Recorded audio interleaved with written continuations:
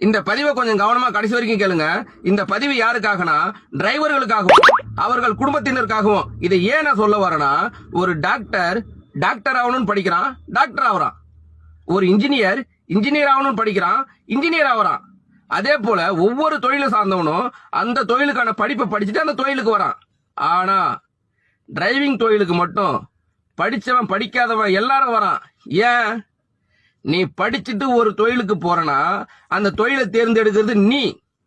ஆனா டிரைவரை மட்டும் தேர்ந்தெடுக்கிறது யார் தெரியுமா? அந்த கடவுள் டைரக்டா தேர்ந்தெடுப்பான் டிரைவரை. அப்படி உன்னதமான ஒரு தொழில் டிரைவிங் தொழில். கடவுள் நம்பிக்கை இருக்கவங்க எல்லாருக்குமே சொல்றேன், கடவுளை கண்ணால பாத்திருக்கீங்களா இல்லையான்னு எனக்கு தெரியாது. ஆனா தினம் உங்க வாழ்க்கையில ஒரு இடத்துல இருந்து ஒரு இடத்துக்கு உங்களை கூட்டிட்டு போற ஆட்டோ டிரைவரா இருக்கலாம், பஸ் டிரைவரா இருக்கலாம், கார் டிரைவரா இருக்கலாம், ட்ரெயின் டிரைவரா இருக்கலாம், யாரா வேணா இருக்கலாம், உங்க கண்ணு